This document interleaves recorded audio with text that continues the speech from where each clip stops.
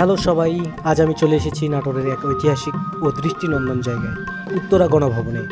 উত্তরা গণভবন একসময় নাটোর রাজবাড়ির অংশ ছিল, পরে এটি রাষ্ট্রপতির সরকারি আবাসিক ভবন হিসেবে ব্যবহৃত হয়। পুরো জায়গাটা এখন সাধারণ দর্শনার্থীদের জন্য উন্মুক্ত, তাই সবাই ঘুরে দেখতে পারেন। যদি আপনারা উত্তরা গণভবনে আসেন তাহলে জসকোটের পাশ দিয়ে ঢুকতে পারেন। এই রাস্তা দিয়েই ঢুকলে পাশে দেখতে পাবেন একদম মনোমুগ্ধকর একটা শাপলা বিল। এই শাপলা বিলের দৃশ্য সত্যিই অপূর্ব। পানির উপর সাদা আর লাল শাপলাগুলো দেখে মনে হবে প্রকৃতি যেন নিজের হাতে সাজিয়েছে।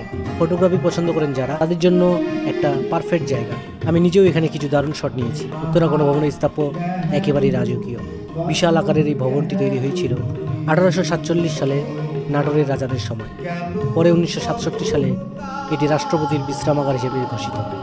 আমার কাছে সবচেয়ে ভালো লাগে এই জায়গার শান্ত পরিবেশটা। শুধু ইতিহাস না, এখানে একটা প্রকৃতির ছোঁয়াও আছে, যেমনটা একদম ফ্রেশ করে দেয়। তাই যারা নাটোরে আসবেন একবার অবশ্যই ঘুরে দেখবেন উত্তরা গণভবন আর এর পাশের শাপলা বিল। বিশ্বাস করুন, জায়গাটা একবার দেখলে মনে রাখবেন সারা জীবন। অনেকেই হয়তো ভাবছেন আমি এই ভিডিওগুলো ফেসবুকে দেই কারণ ফেসবুক আমাকে অনেক টাকা দেয়, কিন্তু না, সত্যি বললে ফেসবুক থেকে আমি এখন পর্যন্ত 1 টাকাও পাইনি। আমি শুধু আপনাদের জন্যই এই ভিডিওগুলো করি। আমার ভিডিও করা একটা শখ, ঘুরে বেড়ানো আমার রক্তে মিশে আছে। আমি প্রচণ্ড ঘুরতে ভালোবাসি, এক জায়গায় বেশিক্ষণ থাকা আমার পক্ষে সম্ভব না ছোট থেকে। তাই যখনই কোথাও যাই ভাবি এই মুহূর্তটা আপনাদের সঙ্গে শেয়ার না করলে কেমন জানি অসম্পূর্ণ লাগে।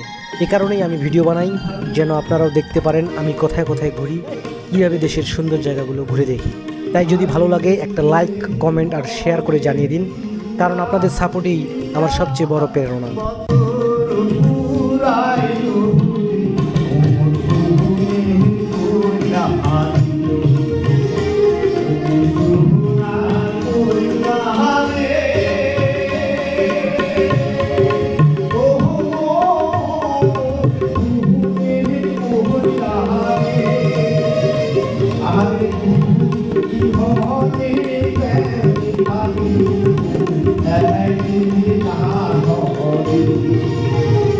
হরে তুই বিহনে কেমনি থাকি তুই একদিন